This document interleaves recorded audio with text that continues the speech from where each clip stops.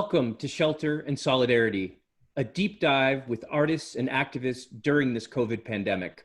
I'm Joe Ramsey, your host, live streaming, Facebook, Zooming, and eventually YouTube broadcasting with you here from Dorchester, Massachusetts on the south side of Boston, 5 months now into this shelter in place. We are in mid-August, and for millions of people across this country, students to be, parents, and of course, educators and other staff that work in educational institutions, mid to late August can be a moment of excitement, as well as a moment of nervousness, a moment of anxiety, perhaps of dread and fear, a moment of relief. And this isn't a normal year. Of course, this year we're presently in, 2020, has been anything but normal. And on top of and bound up with all the normal excitement and anxiety about a new school year starting is everything related to the COVID-19 pandemic and the various social, political, and economic crises that this pandemic has stirred, exacerbated, and just plain exposed. What does this mean for educators? What does this mean for parents of children attending or planning to attend schools? What does this mean for students themselves? And more fundamentally, what does this mean for the status and the function and the mission of education from K-12 pre-K to K-12 to higher education in this COVID-19 moment? Our topic for our Shelter and Solidarity show today is Back to School Blues, the fight for a just and safe school year. And we are proud and really privileged to have with us a rich mix of guests as well as respondents who have multiple and intersecting perspectives on education today, at both the K through 12 level and at the level of higher education, universities and colleges. We also have three guests, all of whom have been educators, have been activists, and have been parents of students who themselves have gone through public education and in some cases are still going through both public K-12 and higher education. With these voices together, we hope we can welcome all of you into a deep dive into the questions that are raised by COVID and the potential opening of the school year. Questions which include, but are not limited to, what modality of education is appropriate in this moment. Many school districts are pushing educators and students back into a face-to-face classroom well in advance of the public health, in contrast to what the public health officials around this country are advising. What are the public health implications of this moment? What should people be fighting for in terms of the conditions under which they would return to the classroom? Pedagogically, as teachers, as educators, how are we planning to engage this moment? What are the opportunities to teach our students in new ways that this COVID pandemic has created, whatever the modality of teaching may be? We also address this moment as educators, as workers, in many cases as unionized or union activists. What are the issues that workers are facing? What are the working conditions that are changing for us, even if our university has gone remote? What are the challenges that we now face with administrators perhaps taking advantage of this COVID crisis to push policies that are not in the interest of workers, not in the interest of students or teachers? So we have three great guests who are going to talk as parents, they're going to talk as activists, they're going to talk as educators.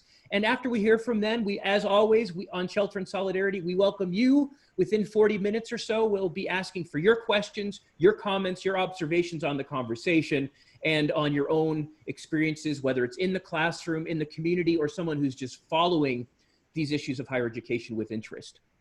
I'd like to start by introducing our three guests and ask them to tell us a little more about themselves as educators, as activists, as parents, and to share their perspectives on this kind of unprecedented moment that we're in. Our first guest will be Adam Stevens. Adam Stevens is a public high school teacher. He teaches history in the Brooklyn public school system and has been doing so since 1996. He's also the parent of three children who have gone through that very same Brooklyn public school system. Adam, thank you for joining us today. Glad to be here. Great. Thanks for having me. It's great. And I can see you've unmuted yourself, which is great. We can only see you when we hear you here in the world of Zoom, as many of us have had to learn. Our next guest will be Amy Todd, a great colleague, and if I may say so, I consider her to be a comrade, one of the stalwart activists at UMass Boston, where I am also a professor. Amy teaches in the anthropology department, and as I mentioned, has been one of our really most consistent and brilliant, powerful activists at UMass Boston, particularly in her representation and activism for non-tenure track faculty at UMass Boston and around the city of Boston. So Amy, it's great to see you in this new space. We're on Zoom together again, but this time for a different cause. Great to have you with us. Thank you. Great. Last but not least, we have our third guest who will be responding to the conversation as well, and that's Freddie Cole. Freddie is a recently retired New York public school teacher working in District 75, and who's also a parent, as is Amy, I should have mentioned, of public school attended students. And Freddie works particularly with students who struggle with developmental challenges and disabilities, and he'll be talking from that perspective. So Freddie, so great to have you with us. Great, thank you for having me.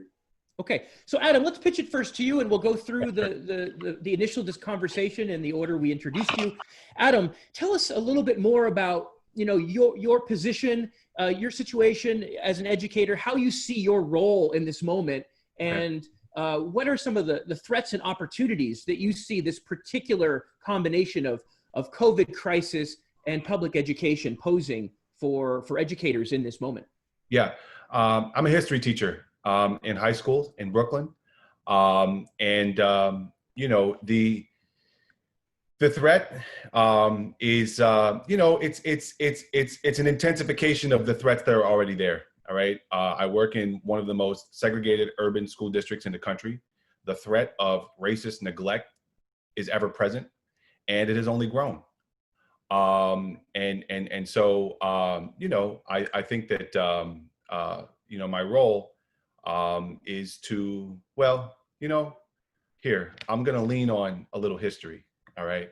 And tell you about somebody named, a familiar figure, perhaps, Henry Box Brown, all right? Henry Box Brown, and we're talking, and all in the news today, there's news about the Postal Service and whether the Postal Service can be a vehicle for democracy. In 1849, the Postal Service was a vehicle for emancipation. When Henry, who was a big guy, he was 6 feet tall, packed himself into a box in Baltimore and mailed himself to Philadelphia with the help of abolitionist conspirators, and came out of the box in Philadelphia in a very dramatic fashion. There are woodcuts of it. And then he dedicated the rest of his life to traveling around in the ensuing 11 years before the Civil War and propagandizing and sharing his life story. And part of the life story that he shared was a lesson from his mother. I'm reading, by the way, from Tara Hunter. The book is Bound in Wedlock. It's about Black marriage in the 19th century. From an early age, Brown's mother had taught him about the forced separation common amongst families of the enslaved. Quote, "She would take me upon her knee and, pointing to the forest trees, which were then being stripped of their foliage by the winds of autumn, would say to me, 'My son, as yonder leaves are stripped from off the trees of the forest, so are the children of the enslaved swept away from them by the hands of cruel tyrants.'"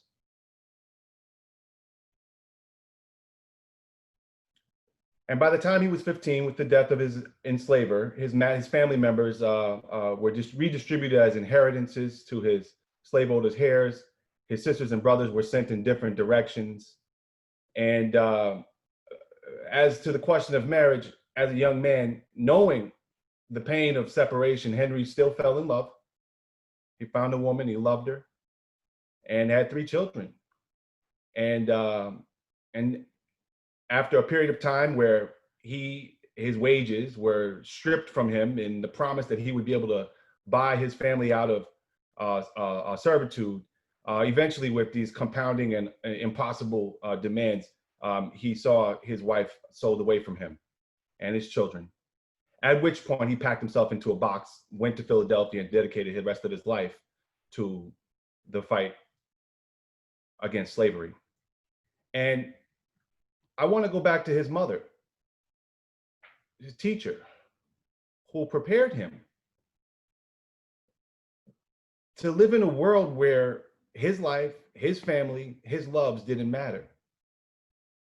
And I think that the lesson that she taught him, and that she taught him something about what she taught him, I will speculate and assume that the strength that he had to become a leader in the abolitionist movement, some of that came from the lessons of his mother and the teachings that she gave him as a child. Very political teachings about the world that he lived in.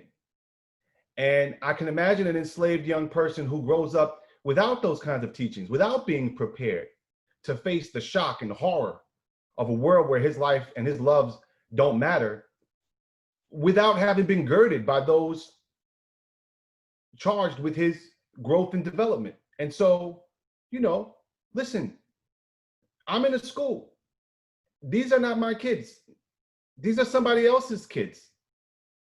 But they need to know, they need to know from me that we live in a world which we can see all around us, where the lives of working people don't matter, not nearly enough.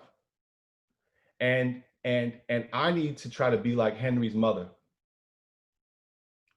to these children in my classroom, whether it's a virtual classroom or a live classroom, and prepare them for this world that they're entering into. And I think that's a tough sell. I read the same story in my history department meeting yesterday, okay, with 40 something other teachers. And for us, particularly, having been in the school since '96, okay, a long career in the schools, it feels long, in my generation, all right, we are perhaps the last generation who kind of believe that in America, things are supposed to work out for us. We kind of believe that, like, that's just kind of a thing for us, all right? And a lot of these young people shaped and formed by the '08 crisis and et cetera, they don't have that view. They don't feel the same way. We risk a tremendous disconnection from them if we want to simply move forward as if everything's going to be all right, when the world around us is in fact demonstrating the exact opposite. And so I think but it's a hard one I think for teachers to say that the best education we can give our young people is to prepare them to become fighters against racism, fighters against capitalism, fighters against a system that puts people before profit before people, and that is the number one lesson. I think that a lot of us as educators are still, we've been made somewhat comfortable, inside this social order. And so I think that to come out really swinging against this social order doesn't necessarily sit well. And we need to fight much harder to sort of get on the same page with the reality that our young people are facing. And so, fight racism. This is a world that shows us in terms of a solution. What do we need? Sure, yeah. We need more classrooms. We need more teachers, which means we need more construction workers and more plumbers and more electricians and more engineers and architects. And what we need is more workers. We don't need more Cuomos. We don't need more de Blasios. And we need a world where workers hold power. And so that's my responsibility. That's my lesson for the year. And I hope to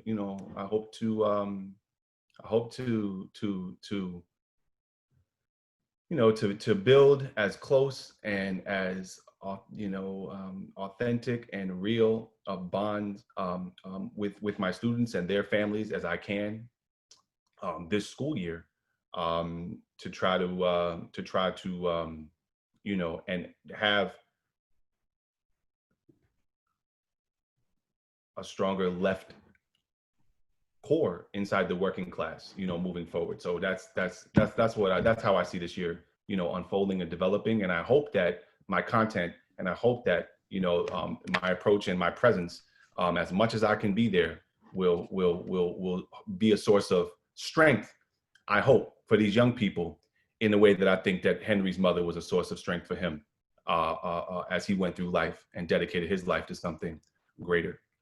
Yeah. So Adam, thanks so much for that opening, I mean, lesson in a way, right? I mean, you can tell the history teacher, but you made that history very relevant to the present. And there's just a couple things I'd like to draw out of what you said before we transition to Amy and draw her into this, which is, I mean, I really like how you started by emphasizing how teachers or education doesn't principally or only, certainly does not only happen in schools, right? That parents themselves are also teachers and educators, and education isn't something that's confined to schooling itself, right? It reminds me of that, famous line says, never let your schooling get in the way of your education, right? And the second point is that this idea that, the fundamental lesson, I mean, your emphasis on content, right? There's a lot of talk right now, I think quite correctly, right? Understandably, certainly, about what is the form, right? And what is the context in which education or schooling is going to occur or not, right? But I think I really appreciate you starting this conversation by putting out whatever the form or the context may be, there still is this question of content. And in a moment when there's a lot of talk about the threats to teachers, the threats to education, the threats to students, you've highlighted a different kind of threat, which is ironically the threat of pretending like things can continue as normal, right? A pedagogical threat of teachers missing a moment that we have right now, right? Or a necessity, being blind or deaf to an imperative to connect with students who may already be seeing and feeling a lot more than we give them credit for a lot of the time in terms of what the nature of this world and the nature of this situation is. And that one of the biggest dangers may be failing to seize that moment more, not to make light of the physical dangers of COVID-19, but there's another danger, a political, pedagogical, whatever you want to call it, existential danger here for our whole mission of education that I think you have started with here. And I really hope that we can continue to kind of nourish and develop that theme throughout the today's show. Do you want to say another word on that before I bring it to Amy? Let's hear from Amy. Please.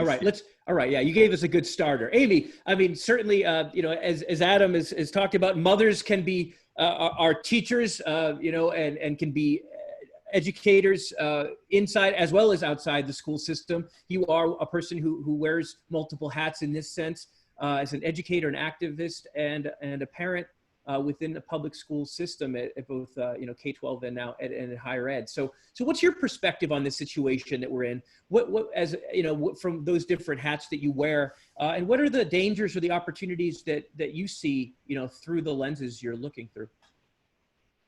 Well, first, I just want to say, as both a parent and a teacher in higher education, that I really appreciated Adam's introduction because you really convey the intimacy of teaching and the importance of connecting to students and making things relevant to their experiences.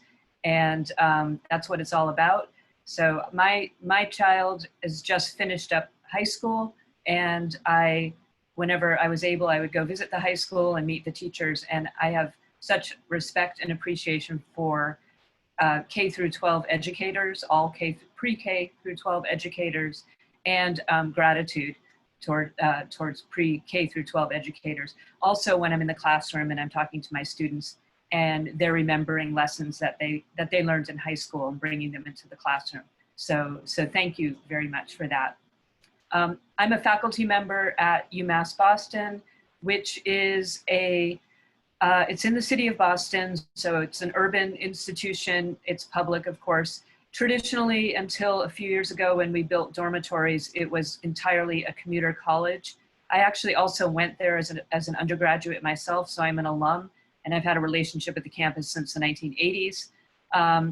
More than 50% of our students are non-white, Latinx, Asian, and Black in about equal parts. And many of our students are coming from high schools in the metropolitan area that are among the less resourced high schools. So the expenditures per student are on the lower side.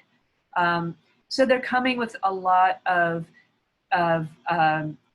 both advantages in terms of their knowledge, their cultural knowledge, and some disadvantages that they do require some extra attention, sometimes some remedial classes. many of our students also, they live, well, the majority still live at home, even when we built dormitories that really just accommodated, I think, a tenth of the students. So 90% live at home. Many live in multi-generational extended families. Many are working. When we transitioned from on-campus to online halfway through the spring semester, all of the faculty, I'm sure Linda, Joe, and anyone else who's teaching, who transitioned to teaching online, you learn a lot about your students. So I also learned how many of our students are working in essential jobs or have family members that are working in essential jobs. So what else do I want to say? I'm also a union activist. So I've been very involved in the non-tenure, in fighting for non-tenure track faculty rights, both at UMass Boston, which is a public institution, and also at Brandeis University, which is a small private university in the metro Boston area where I worked. And we helped win a union of part-time faculty and adjunct faculty. So as such, I kind of am in a continuously adversarial relationship with the administration, and I always view their choices with a lot of skepticism and a lot of concerns about what sort of ulterior motives are driving them. I was really, one of the few decisions that was made that I actually applauded was when the decision was made to not return to campus in the spring semester, and a fairly early June 11th announcement that we were not going to be returning to campus in September, and we were going to go entirely online. So UMass Boston was one of the very first universities to actually make that call. So since then, I've really been paying a lot of attention to the news, and in particular because I could not visualize how higher education was going to open up, particularly universities with lots of dormitories and such. I've been really sort of obsessively following the opening plans, and now what they're calling the opening reversals, or sort of walking back of opening plans. That's beginning to kind of cascade. There's like closures and upon closures. So I'm watching that very carefully. I tend to think always in worst case scenarios. In fact, I teach online, I teach on campus most of the time, but I also sometimes teach online. My original reason for learning how to teach college courses online was because I think in worst case scenarios. So I thought, if I learn how to teach online, if there's an emergency, I'll be able to keep teaching. But I had many emergencies in mind. I did not have pandemic in mind. So it put me, that was one area where I had a little bit less stress than my colleagues. But yes, I agree with you, Adam, that whether students return to campus or go online, there's going to be a lot of challenges that we have to think about. So I'll stop there. Yeah, thank you, Amy. And I do hope that after we hear from Freddie, maybe we can cycle back and talk about some of the struggles we have had and continue to have at UMass Boston, and that I'm sure are echoed at many other campuses. I agree with you that our administration's decision, whatever their logic was, whether it was enlightened,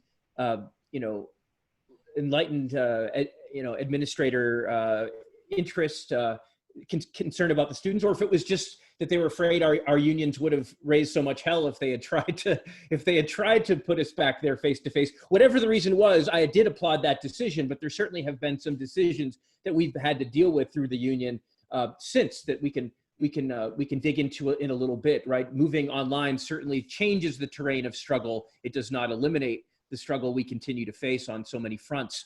But before we go there, let's bring in Freddie. Freddie, talk to us a little bit about your perspective. I mean, you have, as I understand it, recently retired. I don't know how recent you retired, but you picked an interesting moment to step out. If it was this past year, but certainly you have a life of experience to draw from as you talk to the rest of us here about what do you see as the threats and also perhaps the opportunities for educators, students, and parents in this as we head into this COVID fall? Yeah, well, I think I am recently retired. I retired this past July 1st.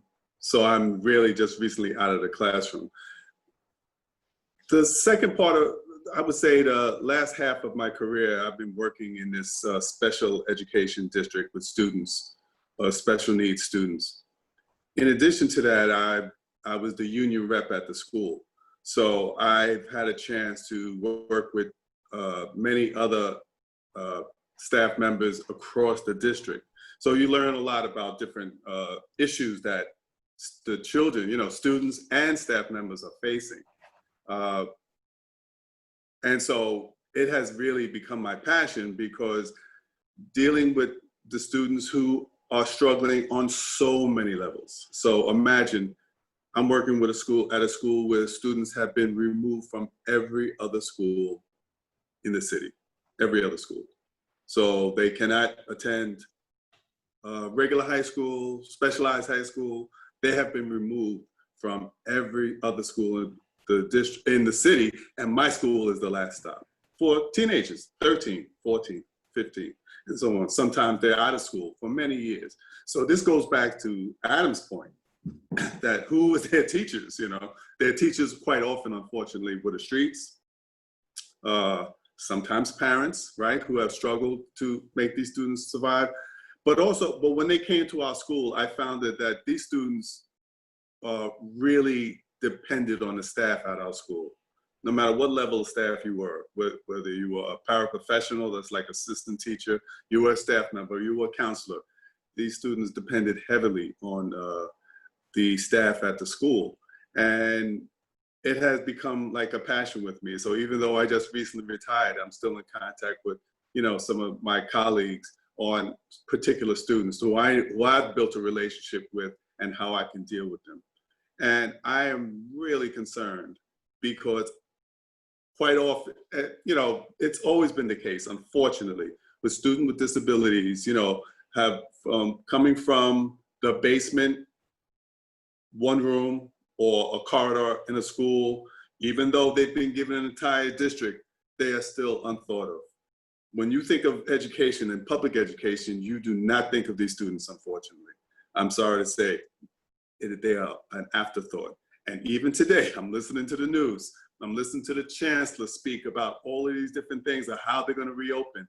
And not once, they will mention special ed. They will mention social and emotional learning. They will mention ELL.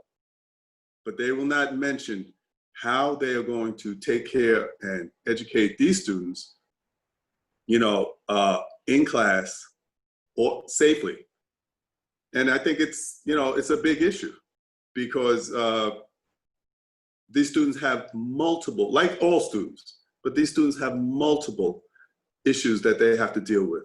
And I think, I mentioned it earlier when we were talking, simple decisions that have to be made about students who have to have a feeding tube, students who have to have speech. You can't wear a mask when you're teaching speech, because the student has to look at your mouth and see how you form the words.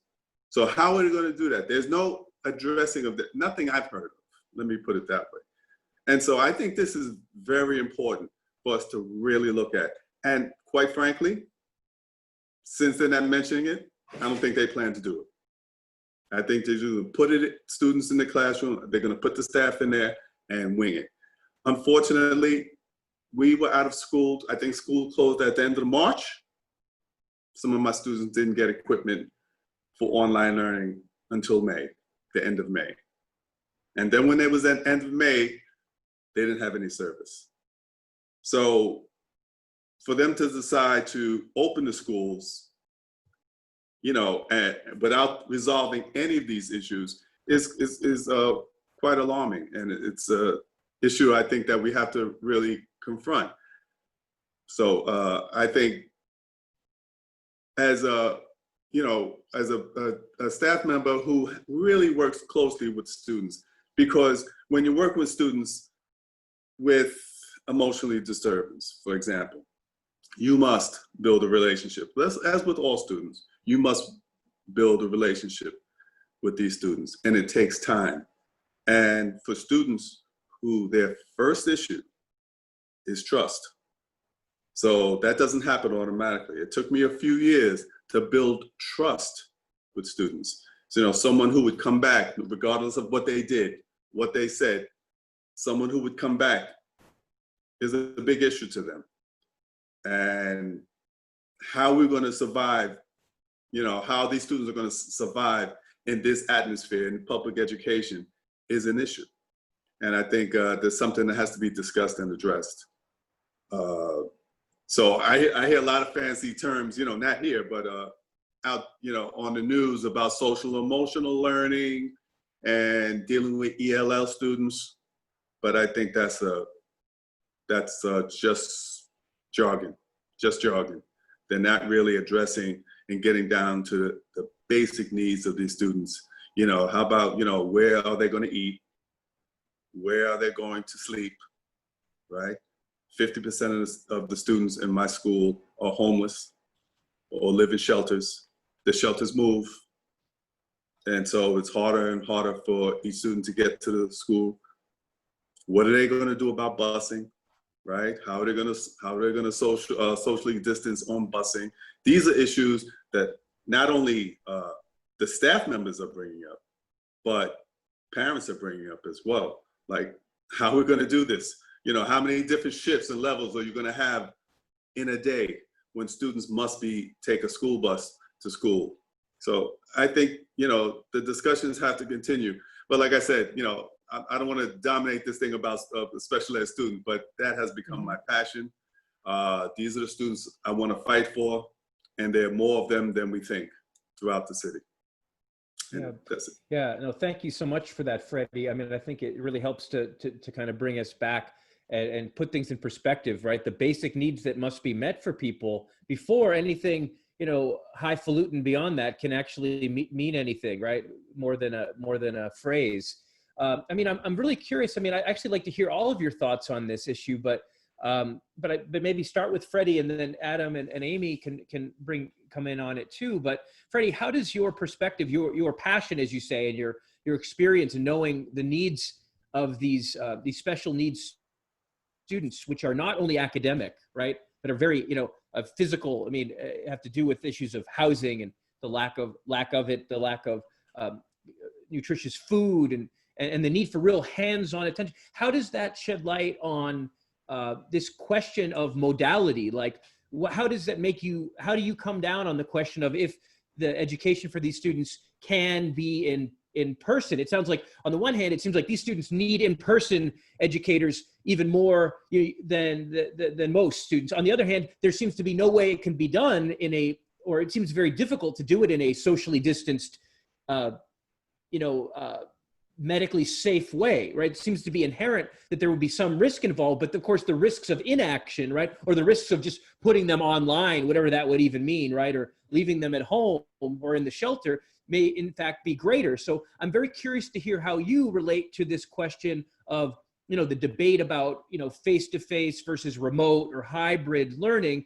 Does that, I mean, how does your perspective kind of intersect with that? And Adam, I'd love to hear your perspective too on this too. And Amy's, you both have spoken to the importance of relationship building, the importance of, you know, the kind of intimate connection, the lessons that are not simply the academic lessons, but have to do particularly dealing with working class students and people that are dealing with struggle in their life and building a bond beyond just the curricular kind of activities. How does this kind of relate to the question of modality? And frankly, what would be, I guess, the conditions that would need to be met, Freddie, you think, to give these students that you're so connected to what they need? What are their needs? What do we need to do to give these students to meet their needs so that they can be, they can have the best experience possible within so that they can learn at the best ability that they can? What needs to be done? And I'm sure it's not just a matter of modality, but that may be one aspect of it. So I'd love to hear you speak to the modality question, and then what else maybe is missing from the kind of widespread debate about face-to-face versus remote when you look at it from the perspective you're coming from. Yeah, that's a hell of a question. Well, let me just say this: pre-pandemic, the students' needs were not being met. Pre-pandemic, right? In person, whatever, their needs weren't met, right? First of all, students need a place to live, right? A safe place to live. They don't always have that. You know, they need food. I wish I could answer that question. I've been working in this district for 10 years, you know, because like I said, this is the latter half of my career. And I've searched, I know people who work, some of my colleagues, their family members work with ACS. That's the agency in the city that helps, supposed to safeguard students and take care of them. They don't have the answers. The DOE does not have any answers, right? And these are the experts. I wish I could tell you. I wish I had an answer to that. I do know that prior to the pandemic, pre-pandemic, the needs of these students were not met, right? My cynical side says, as Adam says, I don't think these children are on the radar. I don't even think most students, I asked a colleague one time, I said, listen, we got to get somebody up here to look at our school, and he said, listen, nobody wants to see this. No one wants to see the students in the conditions that they live under, both in school and outside of school. They don't want to see it because this question is too difficult and it's too real. So I wish I had an answer. I think what we need to do is assign a counselor for every student, not one for 20 or 30, one for one. Will they do that? That means you have to bring resources for these children, and you have to think about them. But I think that is what's needed. More and more students are unfortunately leaving hospitals and coming to my school. And that means they have serious mental illness, but they dump them in my school because there's no other place to put them. My school could not refuse students regardless of their disability. Day treatment program in the city that works with students can refuse them. My school cannot. So imagine I am a teacher / printer, and I'm going to work with students who have a serious mental illness. It's difficult. So I'm sorry, I wish I had an answer for you, or some directive of how we should approach this. I think we have to continue to fight and advocate for these children. I think we have to advocate and just say, no, you're not giving these students what they need, right? Online, face-to-face, you're not doing that. So, safely, do they do it safely? I'm not sure how that can be done because you're right. It's a contradiction. You need to be close to these students, but also, what is safe? I think the best way to work this is to figure out, first of all, safety first. What is the most safe conditions for these students, and then take it from there. So I'm sorry, I don't have an answer. I don't have an answer. You gave us one, which is pushing to make sure that every student that has this level of need would have their own individual teacher counselor, right? That it wouldn't be crowded. I mean, what are the kinds of ratios that you've seen in your school? Like, what is the norm, even pre-pandemic? When you say that, the ratio should be brought down to 1-to-1, what is a typical ratio that you were seeing before? It can be 1 to 40, one counselor to 40. Most of the counselors at my school were psychologists because of the issues that my students face, but even then, it's 1 to 40. Wow. Even higher. I thought you were going to say 1 to 5 or 1 to 10. No, that's in a classroom. Our classrooms are 12 1-to-1. That is, and then it goes lower. 8 1-to-1. Means one teacher, one assistant teacher, and 8 students, or 12, and so on. But when it comes to counseling, no. Yeah. And our students can be in constant crisis, from issues that are from home, from out in the street. So I think that's what they need. They need someone to help them, through their crisis. Right. So anyway, without painting too rosy a picture of what happens in public schools, for many students, it's clear that the school is a safer place than home, right? Correct. Or is a place where they can get more, more nutritious food than home or whatever. And so I think this is, you're right. There's no easy answers here, but certainly the answers that we're talking about would require more resources, not less, right? Even though, in many cases we're seeing resources cut back. as a result of the way this system is responding to this pandemic. Adam, let's let you step into this, and then we'll bring it over to Amy. I mean, how does the question of, I know you went right to the question of content, right? What's the content of the lessons that we need to teach? How do you see that, your framework on the political kind of ethical content of teaching? How does it connect with the issue of modality and the conditions of that teaching that we actually need to make that content flourish? Okay, picking up from Freddie's observations about resources. First of all, during this entire COVID crisis, we've seen a flood of resources into the coffers of Wall Street and some of the biggest firms. The resources exist. And so when it comes to, and within our social organization, the resources exist for one-to-one counseling. They in fact do. But we live in a form of social organization where the needs of capital come first. The needs of capital come first. That is our form of social organization.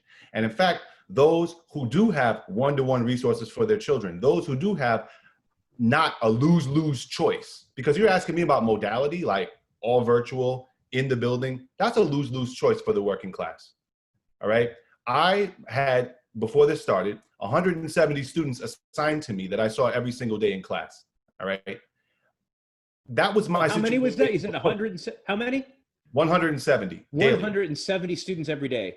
Yeah, I'm at a selective high school, and so probably 163 of them show up. That's what it is, all right. And so if I would be able to offer you, my short answer to your question is I refuse to bail out the bourgeoisie with an answer. I won't do it. Somebody else can bail them out and say, oh, it'll be better remote. Oh, it'll be better in person. I'm not doing that, because if I had a school organization where I was responsible for, say, 50 students, 40 students, then I would be able to sensitively think about what it would mean to offer some kind of meaningful online experience. And if you want to talk about who has not faced a lose-lose situation, it is the bourgeoisie and their children. They're talking about learning pods, and they're going to take teachers like me who get laid off and bring us out to the Hamptons to teach their kids in the beach. Like, they're going to be okay. They're going to figure something out. It's for the rest of us to sort of, cobble something together.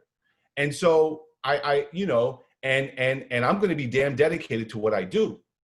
Having my students understand that we are now a part of something of a lost generation in terms of schooling.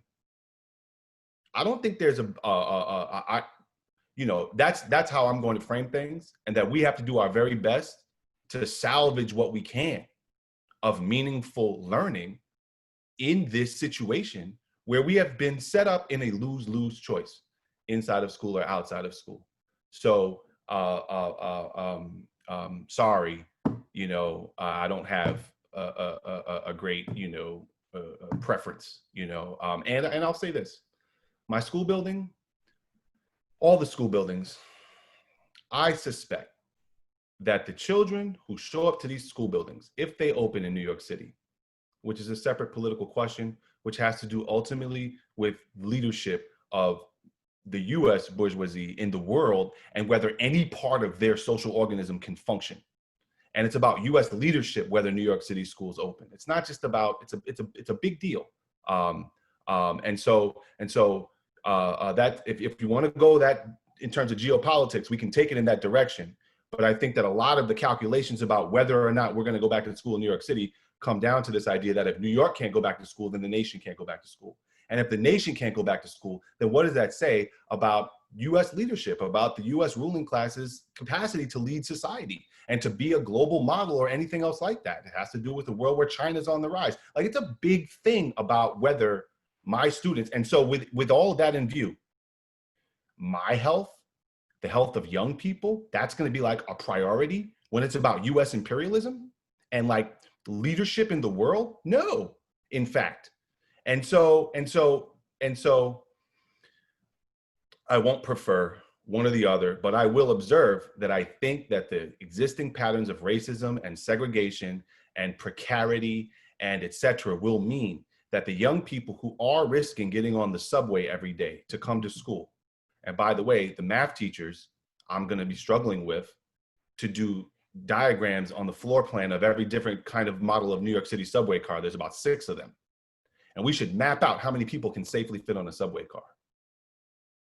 And then when you get on that train, if you have to come to school because your parents have sent you to school because they're in some kind of a job where their boss, their employer has mandated that you must get out of the house, you must go to school, those are going to be some of the young people that are going to be showing up at our school buildings. And so if that is the case, the question is, who will be there to receive them? And I do feel obligated to be there to receive them in a context that will not be safe, but the need will persist. And those young people who came to school, their math teachers can be teaching them, okay, if that subway car wasn't dangerous, take a picture. Let's at the end of today have 50 pictures of 50 subway cars that just weren't safe. And then let's take those 50 pictures and let's go down to the mayor's office and let's fight and say, what the hell, what is your organization? What kind of a society do you have us in? And so that it's not just about history teachers to have content that is relevant or contributes to class struggle. Rather, all of us, English teachers, science teachers, for Christ's sakes. The opportunity is huge and the need is tremendous.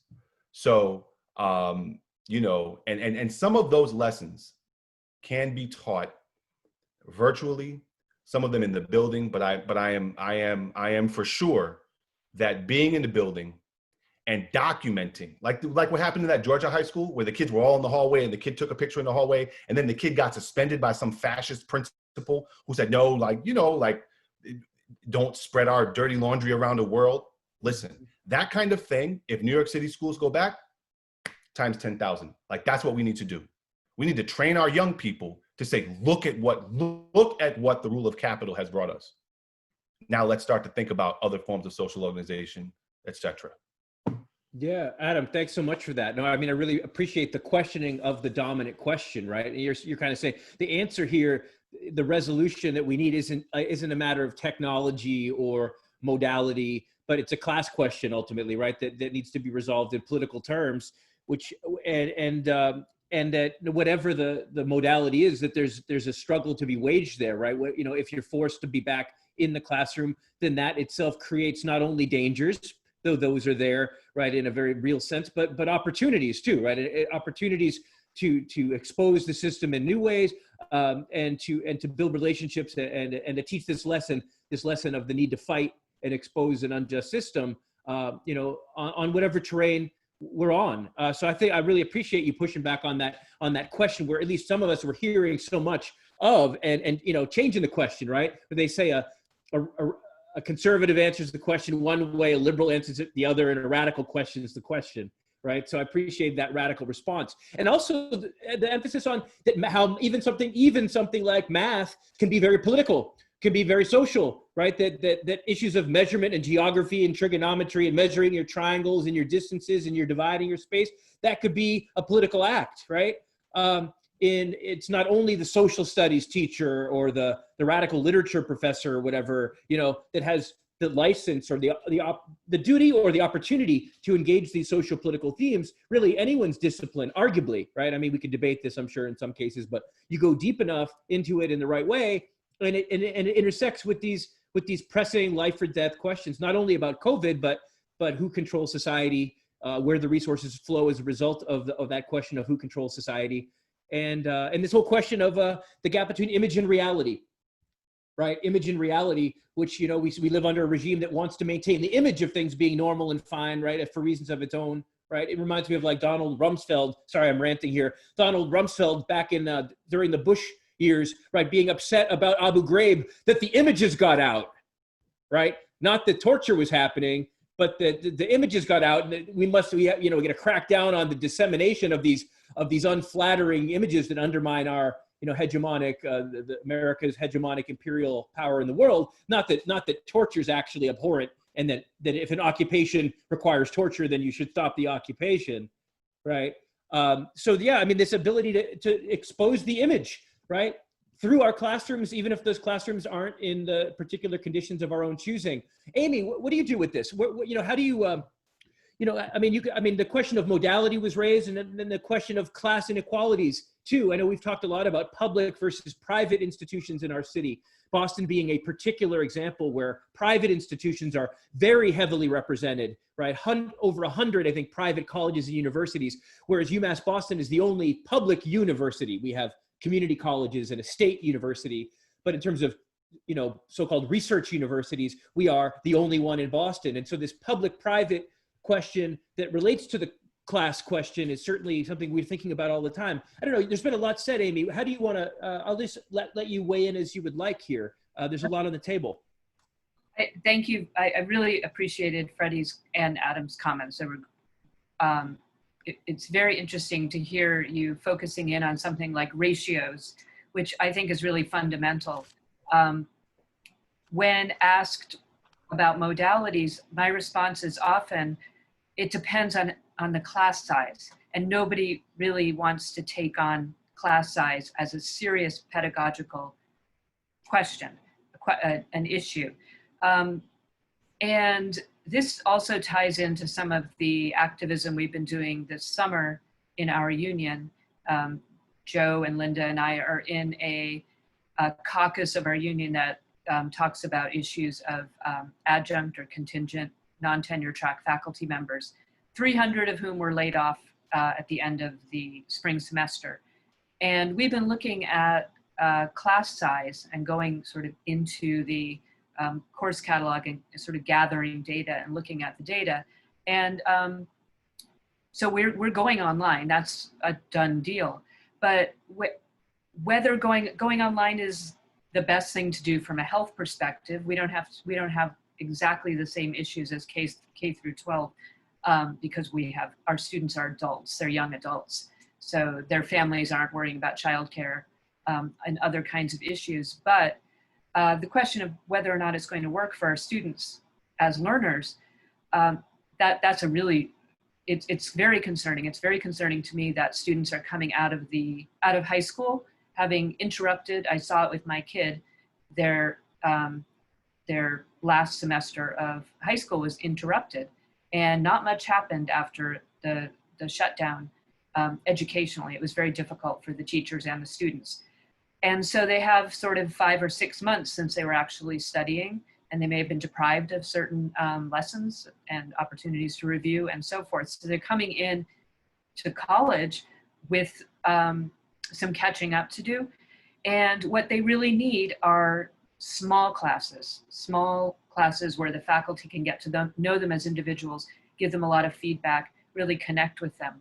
And unfortunately, because we're in a financial crisis, as always, one of the solutions was to lay off a bunch of adjunct faculty.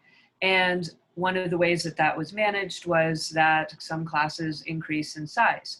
Now, they may have been increasing in size anyway. This has been a fight. This has been something that's been going on for decades, class size, add a few students every year. But the example that I think we all sort of looked at is really quite concerning is that remedial math classes, which are intended to help students that haven't quite got all of the high school math skills, the class size was raised from 23 students to 35 students, and it's going to be online.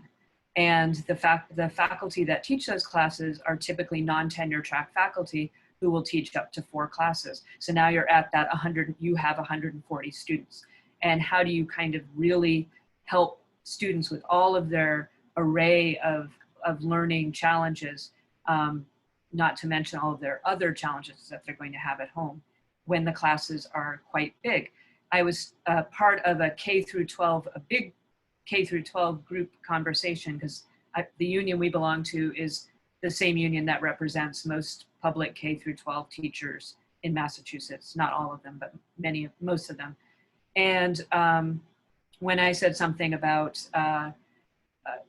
35 students, one of the a faculty member, I think at a community college, said, "Oh, that's good. I have 50." And that is really, that is a big problem. That's to me, this class size is a bigger question. You could think about ways to make online education work, but not if it's what do they call a MOOC, like these massive classes. And one more thing is, One of the classes at UMass Boston, which is Intro to Psychology, has 250 students. So the issue, trying to visualize what is a student's experience going to be going to college for the first time, having had a big interruption in their education, and say they end up in 4 classes, all of which are at least, say, 35 students, and say 1 or 2 of which are 100, 250. I really think that's a suboptimal situation. And yes, the private colleges and universities in the greater Boston area, some of which I've taught at as an adjunct, they will run a class with 6 students. You know, that's a privilege that those students have, and but not in the public institutions. So yeah, we all know why that is. I mean, I think powerful examples here. And again, I mean, building on the point about math here. I mean, so that 23 to 35, that's about a 52% increase, right? Which maybe that could be the lesson on the first day of class. You know, if these class sizes aren't reduced before the semester starts. But I mean, I'm thinking here, we're on Zoom, right? And I mean, I believe on Zoom it is possible, at least in this format, to see 25 faces at once. Not everyone's showing their face right now. Many of you are, which I appreciate. It's always nice to have a live audience in that sense, right? But I mean, it goes over 25. You can't have every student even in front of you, even if they have access to a computer and, you know, an environment where they feel comfortable putting their camera on, because, you know, they don't have little siblings running in the background or something that they feel they don't want to share in the back of the apartment they're living in, right? I mean, the idea that it seems to be the paradox here, and the real danger is that administration sometimes seems to think, well, one of the values of online education is because you don't need a physical plant, right, to put people in. You can actually become more expansive with class sizes, right? You can fit more people into a class because you don't need a bigger room, right? Space is all virtual, right? But actually, you could argue that it's even harder to connect through online modalities, right? Especially when you're dealing with, you know, inequities and people not even having the resources to participate in the platform in a bit, you know, in the way that some people might assume. So you have this real disjuncture, right, between an administration that seems to want to push online education even before this pandemic, right, announcing a new UMass Online, right, where presumably their business model can be more profitable, right, a kind of cash cow modeling some of the private universities that have made a bundle through online education. But pedagogically, this issue of class size, you know, persists, right? And for those of us who think that education is not just about information delivery, right, or workforce certification, but actually building relationships that can be meaningful, then that can actually model ways of being in the world that will actually connect with students' lives. I mean, how's that going to happen in a class of 50, you know, in an intro class? How's that going to, you know, happen frankly at 35?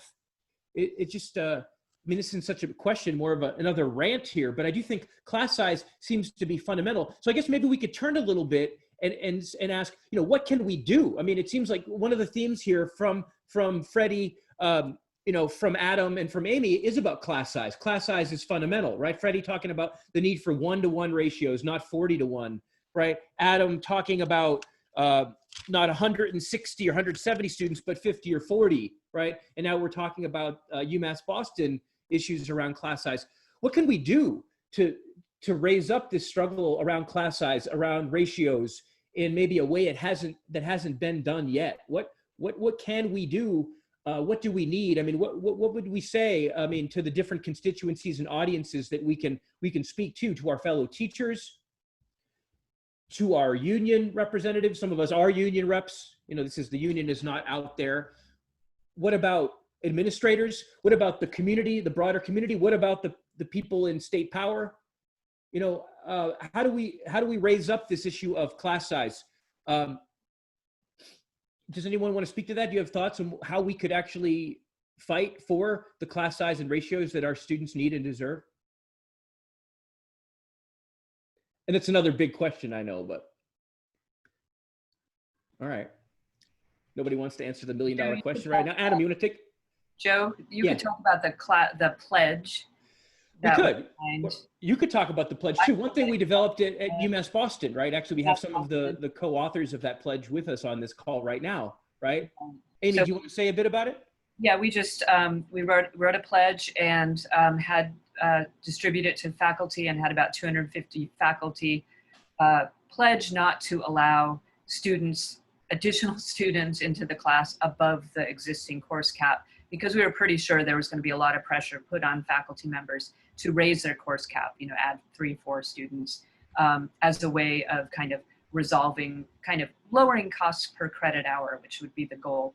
And we were hoping that having such a pledge might increase the likelihood that rather than solving the budget problem that way, which is kind of diluting diluting education for students, instead to hire back the faculty that had been laid off and open up new sections. Yeah. So, I mean, with the idea of in our contract, it's faculty have some say over additional students being added to their classrooms, right? So we're trying to, kind of strengthen the resistance of faculty to allowing extra students to be dumped in their classrooms, right? As a way of basically laying off other faculty and degrading the amount of attention that any particular student can get, right? So that was one thing we've been pushing, right? We're not quite up to a strike yet, but we are trying to kind of build a culture of resistance within our union that allows people to say no to some of the administrative plans that are afoot. The kind of disaster capitalist encroachment of the administration through this pandemic.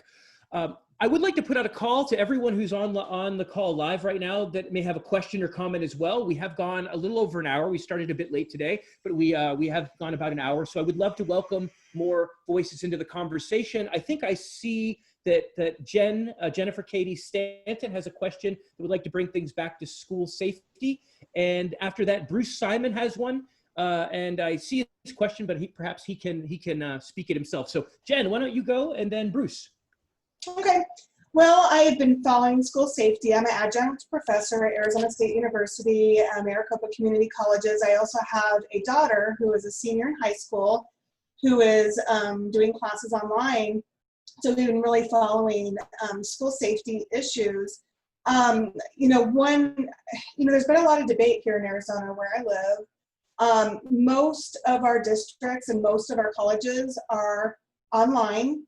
However, a few districts and a few colleges are really pushing for face-to-face, really getting a lot of pressure from some parent activists who are wanting face-to-face classes. And I understand their concerns. We do have special need kids that have special considerations. It's not a one-size-fits-all, but here in Arizona, our pandemic is pretty severe. My own stepfather was one of the ones who wound up on a ventilator in the ICU for 30 days. Unfortunately, he did survive, has, pretty severe disabilities, unfortunately. So, we're taking this very seriously. So we've been following Queen Creek Unified School District. I don't know if you've seen that in the news, but Queen Creek has really bowed from the pressure of some parent groups that are opening face-to-face on Monday. They had opened the last 2 weeks to faculty and staff, and they already have had an hour. And rather than following the state's guidelines from the governor, Governor Ducey, he set forth some guidelines that had to occur before schools opened, whether they're colleges or high schools or K-12 face-to-face. They are plowing ahead because they weren't mandates. They were just suggestions. So they are plowing ahead. And as it's turned out now, 80 teachers have walked off the job in Queen Creek and are refusing to return. So the district has told them that you're still required to show up on Monday until we can find a replacement. And oh, by the way, I really doubt we're gonna find a replacement anytime soon. So you're required. So some teachers are just calling out sick on Monday. So that's just I think we're some of these districts who are going forth with these reopening plans, like the school in Georgia, are really serving as guinea pigs, really, for the rest of the schools, unfortunately, and they're not having great results. So, I think the issue of should we open, is it safe to open, is going to be district-based. I think it's going to be area-based. I think that they're going to have guidelines that need to be met, but right now, I think the answer for most areas and most districts, the answer is no. And, unfortunately, that's going to come with heavy consequences. And I understand that. it's going to be very difficult for essential workers to go to work. It's going to be difficult for parents of special needs kids. It's a very difficult situation, but as somebody who had a parent who almost did not survive from this, I've tried to educate my parents that we can overcome getting behind. We can overcome tech issues. We can overcome a less than ideal online environment, but we cannot overcome somebody losing a grandparent from COVID or a parent to COVID. So we're going to be watching Queen Creek Unified School District very carefully. Here, I know some of our state universities, Arizona State, where I teach, and U of A are also going back face-to-face. So those are going to be, Arizona State University, I teach in the online college, but the face-to-face, the ground campus has, about 75,000 students. So that's going to be a big, canary, I guess you could say, is how well this is going to go. But, again, I think the states are issuing guidelines for schools to open, but they're not issuing mandates. And that is the fundamental issue. So there's suggestions that can or cannot be followed. And that seems to be the problem. Okay, thank you for that, Jen. Let's take Bruce's as well, and then go back to our guests here. And I do, but some of Jen's comment also made me want to ask each of you to see if you can reflect a little bit on this moment as a parent too, right? I think a lot of the time, right, there's an attempt in the kind of dominant media discourse to kind of pit the interests of parents who, God, they want to send their kid back to school so that they can get on with their normality, right?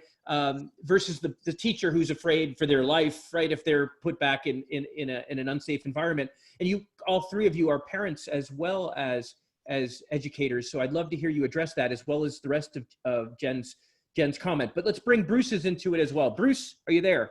Yes, thanks, Joe.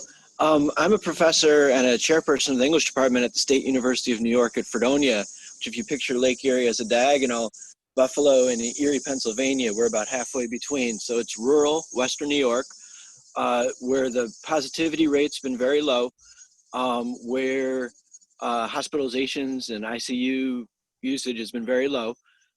So if anybody could open, you'd think this region would be it. My kids are 14 and 16 going into 9th and 11th grade. It looks like their school is going to go hybrid. But the big elephant in the room is, what are the teachers' unions going to say to the reopening plans in their schools? And this is actually a moment that ties into my question, like, what is the remedy for under-resourcing, where I think K-12 unions have a lot more leverage than higher ed unions, which have to be concerned about students just not going to college, about state systems deciding just to close campuses. Whereas with K-12, everybody knows, you can't run capitalism without some system for workers' children being cared for and educated, right? So if teachers are not just refusing unsafe practices, but are refusing under-resourcing and threatening to strike, or if there's a call for a general strike, I'm thinking that might be an amazing leverage point that we have a few weeks to decide on, and yet our system is so fragmented, and even within states and across states, that it's hard to imagine pulling this off successfully. But there is this brief moment as schools are vetting their reopening plans by parents and by teachers, where maybe there's some kind of coalition that can emerge from that. I put in the question, maybe radicalize the PTA to make the demand to the federal government, which is sitting on its hands, which is paralyzing states and localities, K-12 education and higher education, because nobody knows where the funding is going to come from if it's not going to come from the federal government right now. Yeah. Okay. Some great questions here from Jen and Bruce, and then I'd like to go back to our panelists, I guess, if we can call you that, and then we'll take another round of questions, including from Bobbi-Lee and Tim and Dave and a few others who have written me privately in the chat box. So, Adam, can I throw this one your way first, and then, or Adam, maybe your eyebrows told me you thought I'd go elsewhere first. Who would like to speak to this? Amy, Fred, Adam. Take a crack at it. Sure. Okay, great. Listen, there is I think that the moment that we're in is if we go back to the national response and really the global response to what happened in the wake of the killing of George Floyd and Breonna Taylor, I think that some new muscle memory has been built up amongst political muscle memory has been built up amongst masses of people, millions of people. And I think that some of what the nature of it is that it's in reaction. It's in reaction to these awful catastrophes and crimes, committed, in this case, a racist crime. And I think that, our unions over the many years, I'll just take the New York City Union, the United Federation of Teachers, right? This is a union who sat by and watched for 50 years as our schools became more and more and more segregated. As the resourcing within the schools flowed away from Black and Latin schools and towards, all different kinds of basically ways that middle class, white and now perhaps a little bit more Asian folks in the city are able to sort of create like a separate elementary, middle, and high school system within the city. And our union just watched it happen. That's the problem. This goes back to 1968 in Ocean Hill, Brownsville, when our union refused to sort of sign on to the idea that Black working class folks ought to have community control over schools in their neighborhoods. So while our union can say sort of on paper, we're doing this to make it safe for everybody, for our members and for your kids, our unions, my union in New York City, does not have a deep well of trust that it can draw upon to sort of counteract the tendency to divide parents from teachers. And I think that in wealthier school districts and et cetera, there's sort of an agreement that we pay these high property taxes so that we can have these nice schools. And there's sort of an agreement there that the unity between parents and teachers there is of a different character. So I say that to say, yes, we do need to have our unions build much deeper bonds with the parents and the students that we serve, and we need our teachers to do that. And I think that, I referenced George Floyd to sort of start the answer because I do think that there is a different kind of politics that has become more possible. And I think that those politics are a little bit like reactive. Something happens, we have to react. So these schools open up. I'll say, again, I'm gonna start very small. Inside my classroom, when I give my attendance, I do my attendance every single day. I read the names of on the list, and we go down the list, and the kids, there's a few kids that are absent, and there's always a sense of like, who are these kids? They're not here, they're not showing up, something's not right. And asking the students, hey, do you know this one? Do you know that one? Can you like try to message them or see what's going on? Tell them to get in touch with their counselor. Like having the lesson, again, I'm thinking as a teacher now, thinking very small, but having the lesson in the classroom be, just like during the George Floyd protests, there was this chant when the police came out in a very scary sort of, riot gear and et cetera. And the chant is, who keeps us safe? We keep us safe. Who keeps us safe? We keep us safe. And to teach that idea in the classroom that we have to keep each other safe. If one of us is missing, then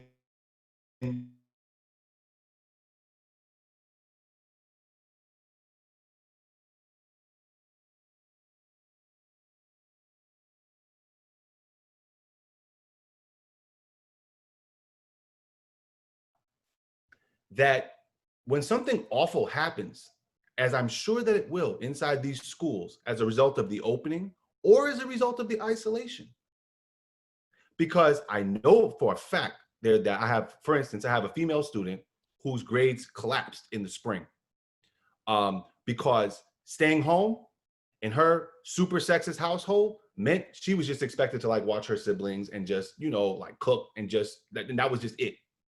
And her grades collapsed. And so saying, hey, keep the schools closed.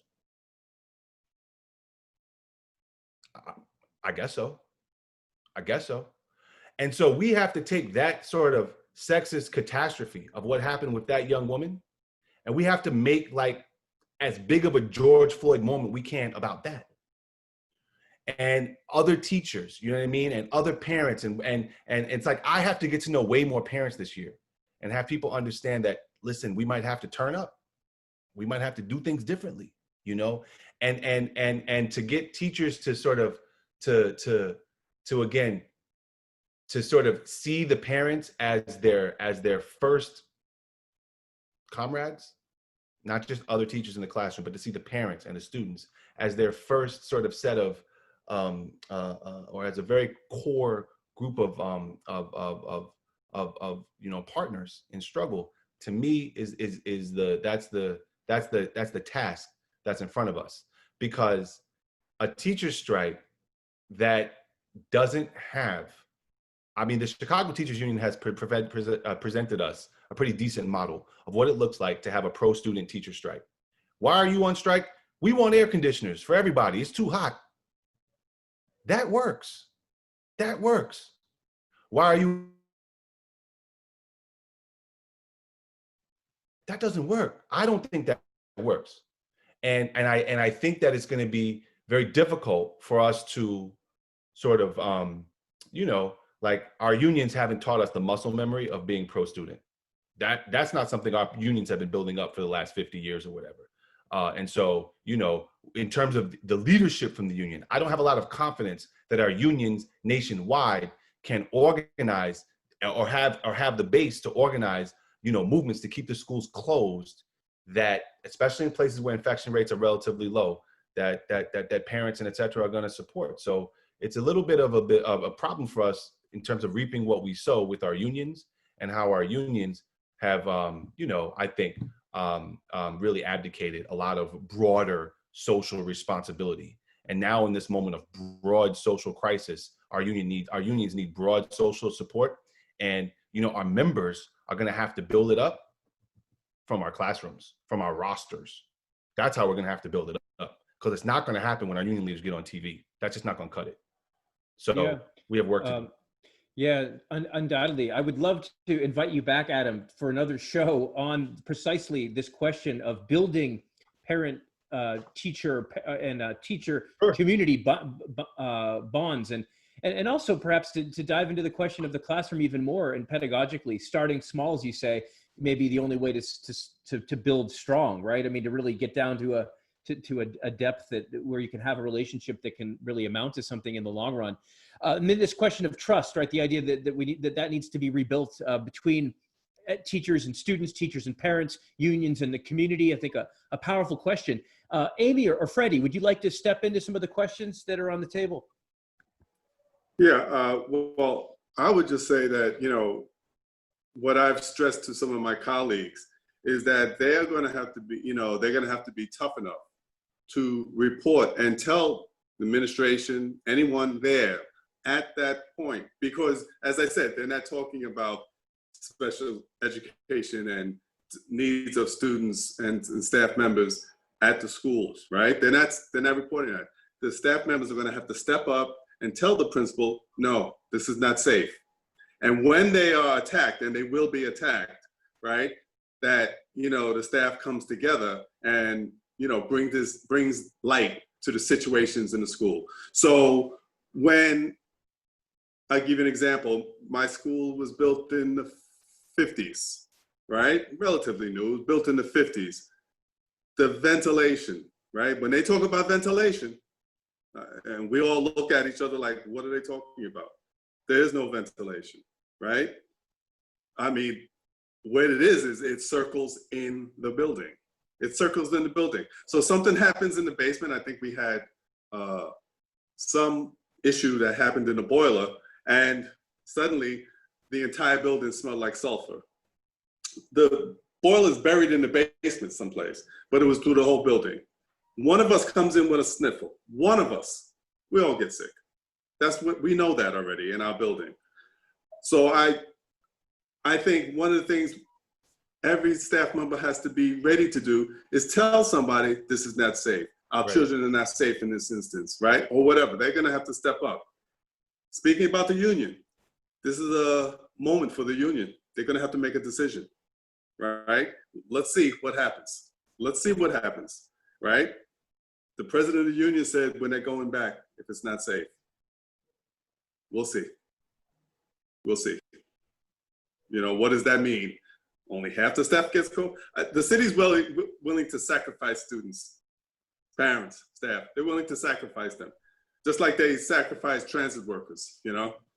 They sacrifice transit workers in New York City. They sacrifice them, you know? So they're gonna, and I told some of my colleagues, they're gonna sacrifice us, you know? That's it. Just understand that. They're gonna sacrifice us.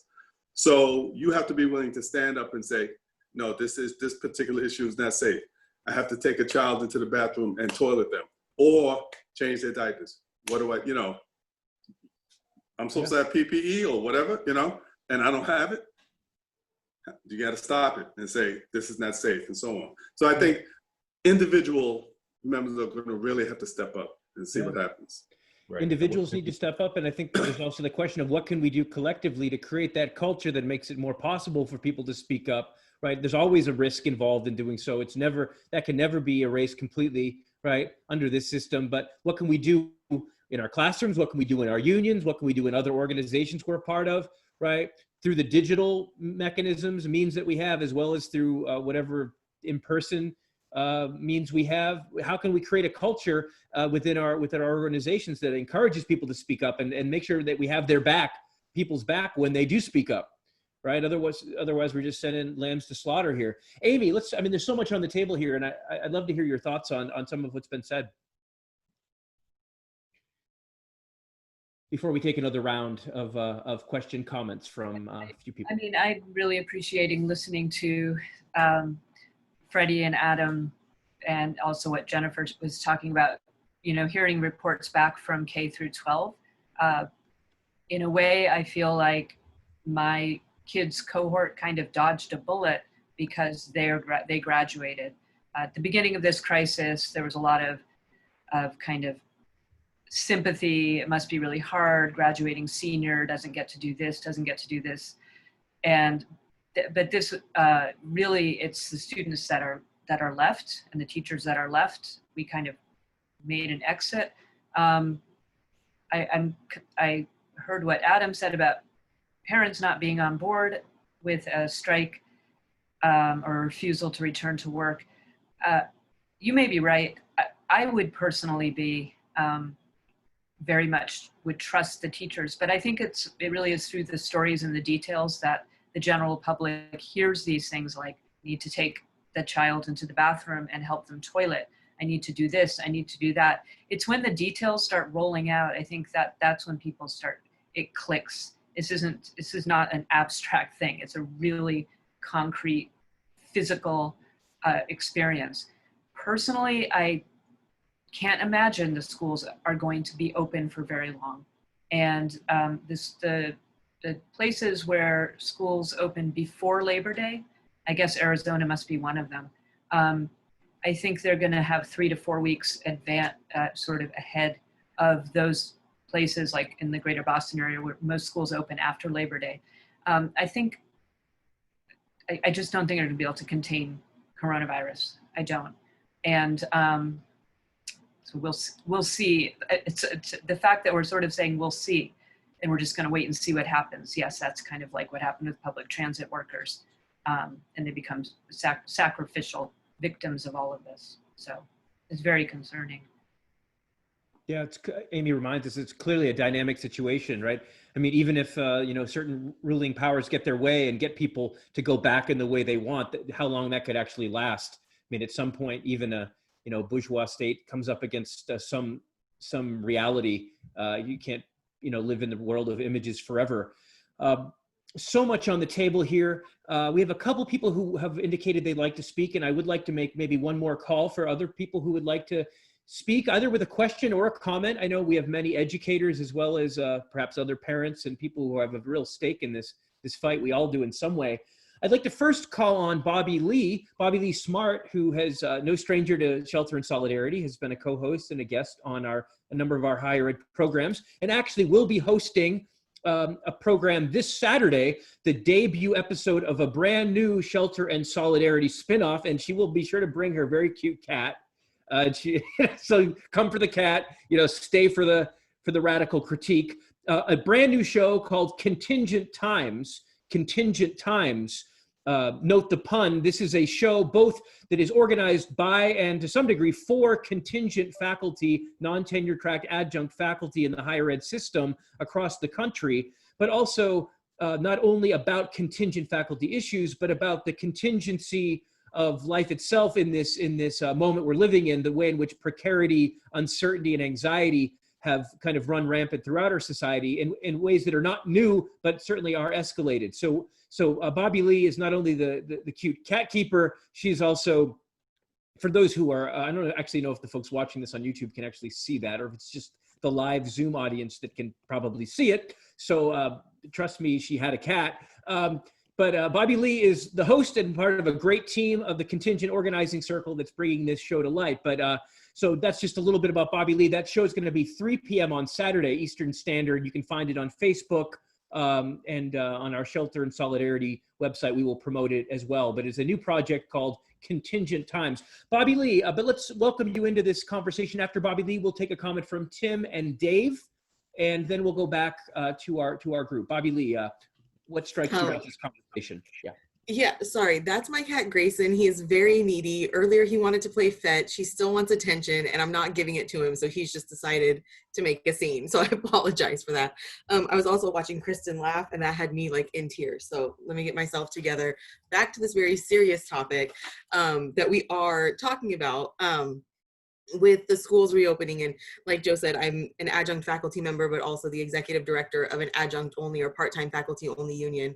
And that's a new position. I'm about 3 months in, so I started a new job in the middle of this pandemic.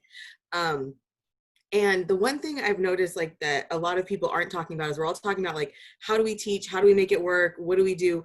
But we're not talking about the fact that we, like, how do I say this? Like maybe like the SLOs and the grades and the formal educating of them right now isn't the most important thing, because a lot of them aren't even able to focus. I mean, I have a problem focusing in meetings myself. I have a problem teaching, right? And like the emotional energy that goes into that. I'm very, when Freddie was talking about like the faces and covering yourself with a mask because they need to see your face, and it's, to understand how to like do the speech. I also think it's the way that we interact as teachers, right? I'm always watching their faces. And so the second I see this look, I'm like, what happened? What did you miss? What didn't make sense, right? What's going on over there? I'm kind of used to the Zoom. So when I see someone's mute go away, I'm like, oh, so-and-so wanted to talk, right? But it's trying to navigate this new social norm with them, but they're stressed out. And I had multiple students reaching out to me and they were like, I can barely show up to classes. I don't know how you expect me to learn anything right now. I don't know how you expect me to memorize anything right now, how you expect me to function right now, because they're under stress. And I think Amy brought up like COVID, right? Like, or maybe it was Jenny, but like the idea that we can't expect them to focus for so long when a loved one dies, right? Or when somebody gets sick in their house, or they have to now be the provider in their household. There's just so much that's moving, and I feel like we're trying to be business as usual, and not just like us here, right? I'm talking like systemically, structurally, right?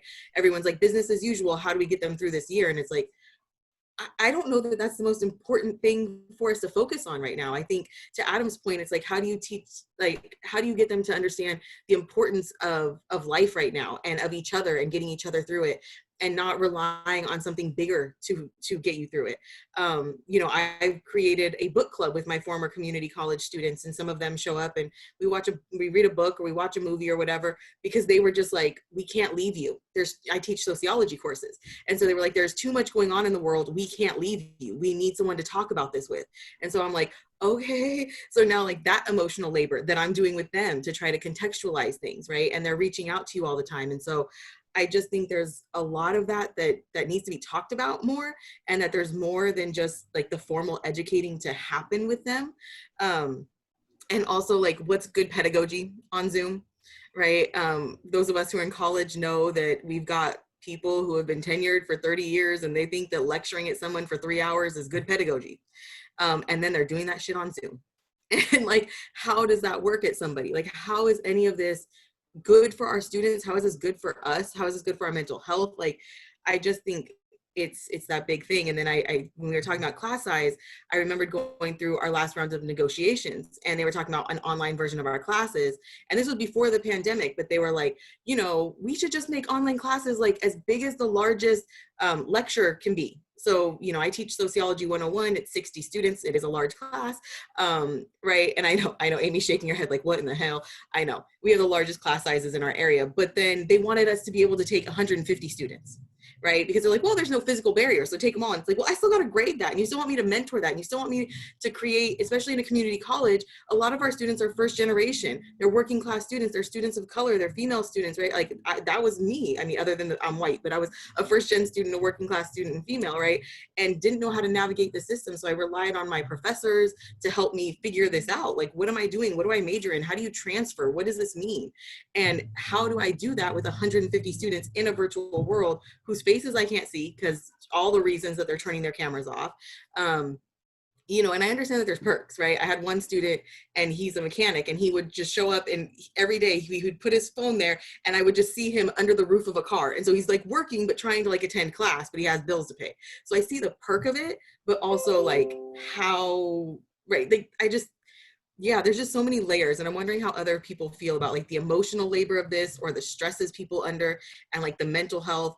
And then us still being like, and then you got to go to school, and you got to get your grades, and you got to do this. And it's like in the middle of a pandemic and a civil rights movement and a fascist regime and an economic collapse. And, right, like there's just a lot happening. So yeah, I don't know. Yeah, there certainly is. And I mean, Bobbi-Lee, your comments really, I think, I mean, you speak to both the danger and the opportunity of the moment, right? The fact that it is possible to connect with students and have a reading group that lives on after your class, but if the primary concern is, you know, grading the students and keeping the appearance of normality, then how much of that opportunity can really be seized? One thing I'm optimistic about, our own union, the MTA here in Massachusetts, one of their demands right now is to suspend the MCAS for this year, right?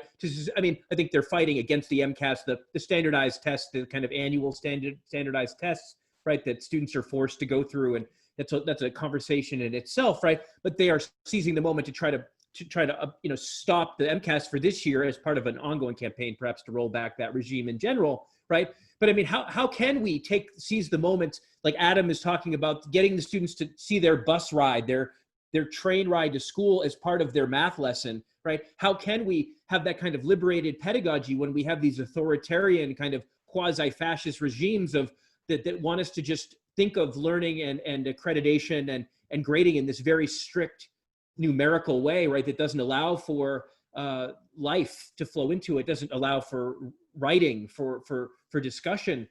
So the challenges and dangers of this moment.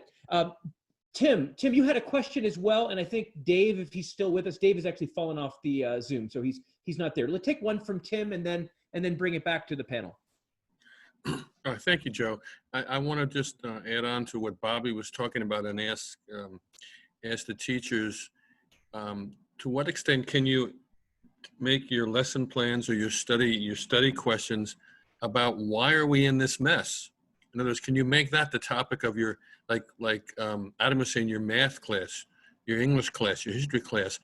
Why are we in such a mess? And in New York City, because I know two of you are teachers in the city, New York City is a city of enormous wealth. So why are these schools so underfinanced, under-resourced? You know, who's making these decisions?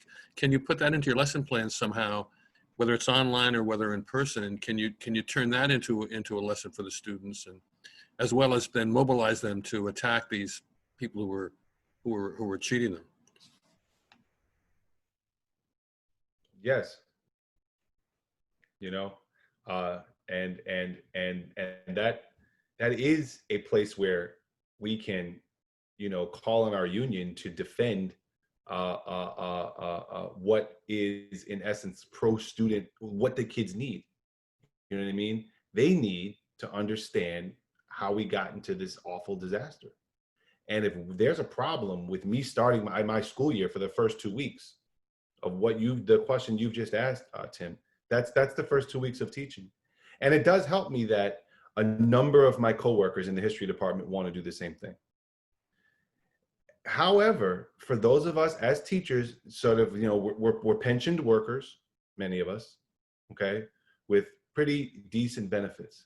And so to go into school for 2 whole weeks, and particularly as a math teacher or a science teacher, to sort of confront systemic and civilizational collapse, and to prepare our young people that this is your future. This system that has sort of worked out for me isn't working out for us. And that is a contradiction, I think, for a lot of my peers. But the fact that we're doing it together helps. And even the stuff in the chat about how at the private school, teachers get to have, or in the honors classes, you get to have smaller students.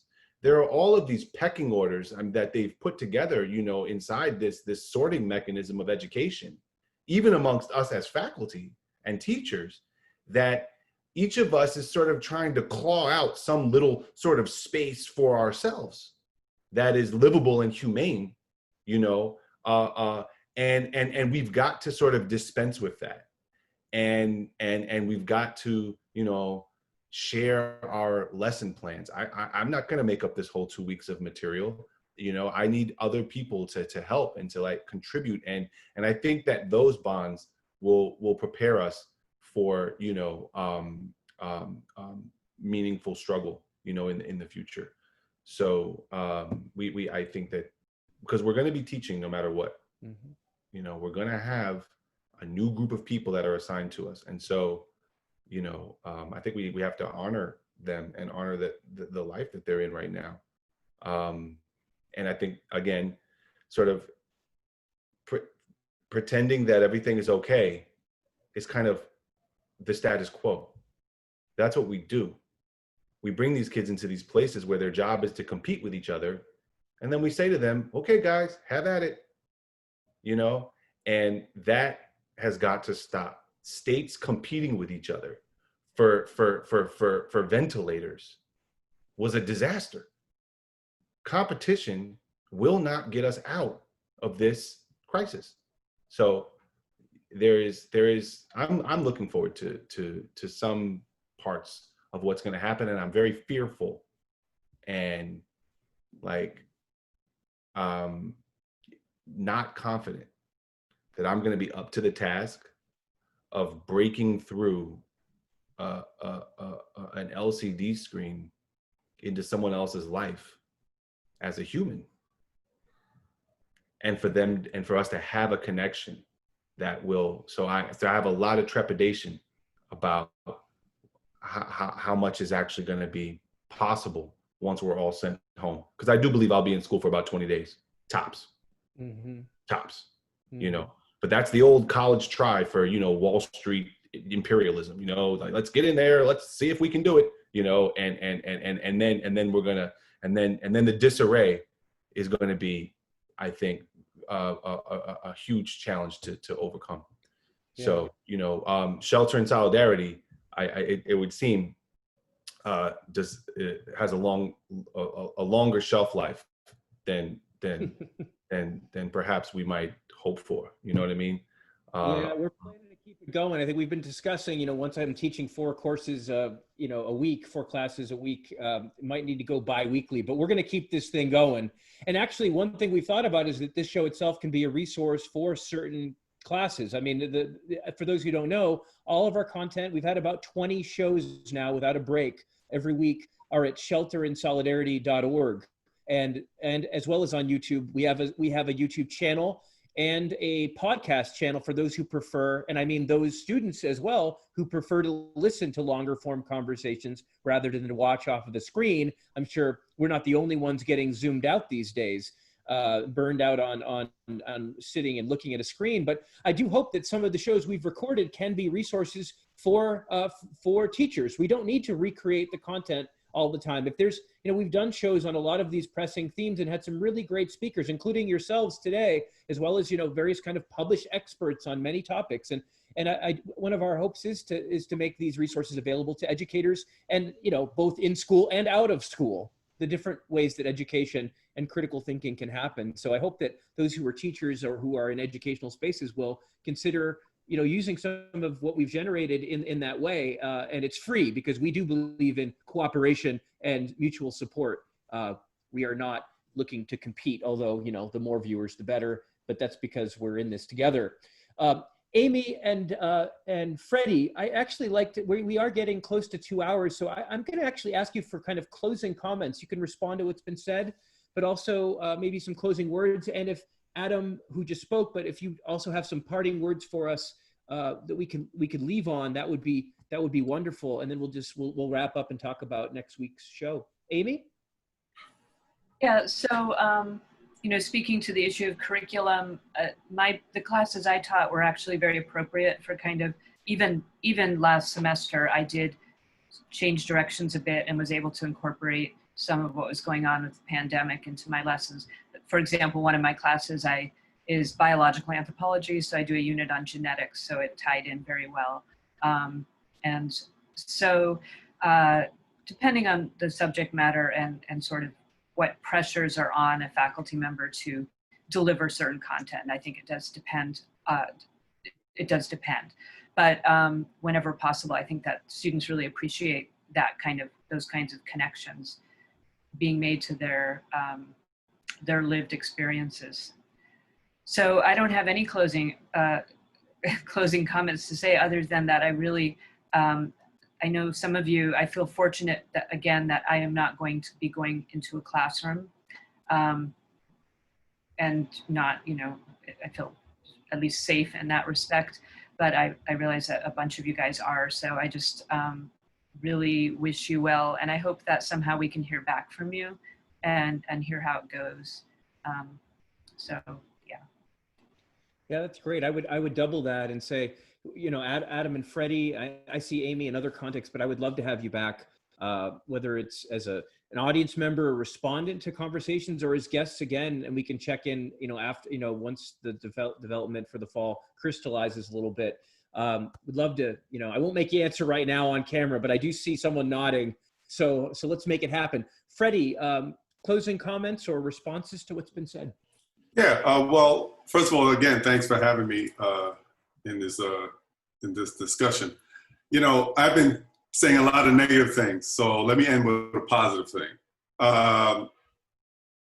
When you teach in my district, right, and in individual schools or programs, there is no way one teacher can teach these students by herself or himself. It must be a collective effort. So a student doesn't like me because I have gray hair. I'm too old, how come I don't retire? I said, all right, I'm gonna fix you one day. But they don't like me because of the way I look, the way I dress. So I have to reach that student through another staff member, counselor, paraprofessional, another teacher, and so on, the parent. And through this period since the schools closed and we went remote, it was amazing because the staff taught together. We taught a group of students together. The students were not coming to your individual class or responding individually to your class. So what we did was we had these Google groups. I don't know how, one of the young teachers set it up, and we had these Google groups. And we weren't talking about our different, like math or science or anything. We were talking about how the students were dealing with everything. So we had the student who was very high functioning during the school year, right? He was going to be, believe it or not, our school tries to be as normal or regular as possible. In other words, we offer the students can graduate if they pass their regions and so on, and some do, not a lot, but a handful do. So our valedictorian just disappeared. And it took all of us to find him and get him back, at least to make sure he was okay, number one, and then number two, to try and engage him in online learning. He refused to do it, right?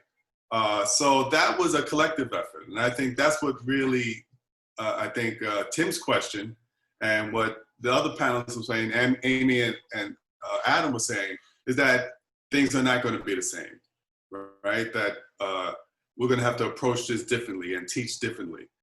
So I think it's going to have to take that collective effort. And that did happen at my school. I must say that really happened, and really, we were able to connect with a lot of students. And I thought that was a very positive thing, and I was very glad to see it. So that's basically what I want to say, that this, to end it on a somewhat positive note, that we don't know where it's going to go. We had a final meeting with staff members to respond to the demonstrations, George Floyd and different demonstrations around the city, and staff members were angry. And one of the points we tried to make together, myself and another staff member, were, listen, we got to teach our students to fight and not fight each other. Our students can fight, and some of them really love it, right? But they're used to fighting each other.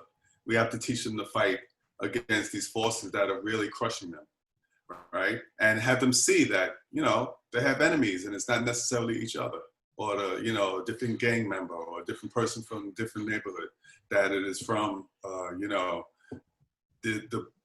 these forces that are really, really crushing them. So that was my one point as I left, the school. I told them, teach our students how to fight against this oppressive system. Right. Yeah, amen to that. And thank goodness for people that are learning to change the context for learning, right? To learn from the situation and come together and fight together in new ways. And we need to share what we learn, right? We need to share what we learn so that we're not always reinventing the wheel, right? The best practices of how to learn and fight, we need to share those lessons and keep in touch. And this show is one resource for doing that. I hope you'll join us next week. Adam, do you have a final word you'd like to leave this with? Sure. I've got a word. My father told me this is the most important or beautiful word in the English language. Communism. Communism.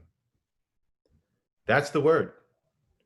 If capitalism is a social order where the needs of capital come first, and that's what we're looking at, and that's what's collapsing all around us, and capital is wealth invested to create more wealth, then communism is a social order where the needs of the commune come first.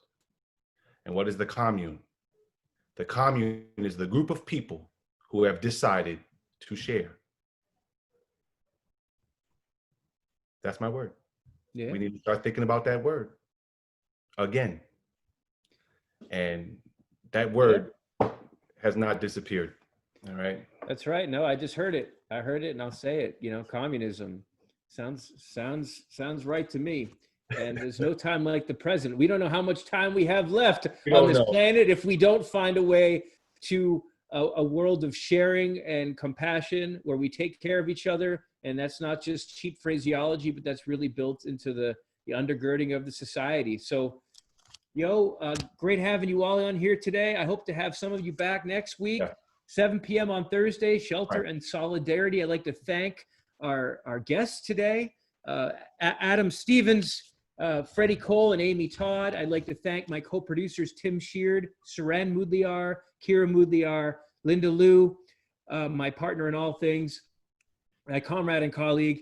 Also thank our great sponsors of this program, Hardball Press, a small press. Check them out online and on Facebook and everywhere. They produce a number of radical children's literature, working class stories. Read them, share them, write for them. Also the journal Socialism and Democracy, a research journal for transformative activists. Several of us are on the board there, and we'd love to have your contributions as well as your readership. You can check out our blog online, as well as sdonline.org for the website. We also are sponsored by Encuentro Cinco, otherwise known as E5, an organizing hub in downtown Boston, and by the Community Church of Boston, our newest co-sponsor that has come on board just recently. I don't think I forgot anybody. Just thank you all for supporting the show. We're about 20 weeks in and we're going strong, and it's all because of you. So please get involved. We are an all volunteer collective project. So hope to see you next week. Spread the word and be safe, but be strong. There's really, I think one thing we heard today, there's no risk-free solution or option within this crisis we're in. So let's choose our risks wisely and together, see you around. Solidarity to all the teachers, the students, and the parents that are struggling with these contradictions. You are not alone, and we'll be stronger. We're only going to ever solve it if we come together. So see you next week.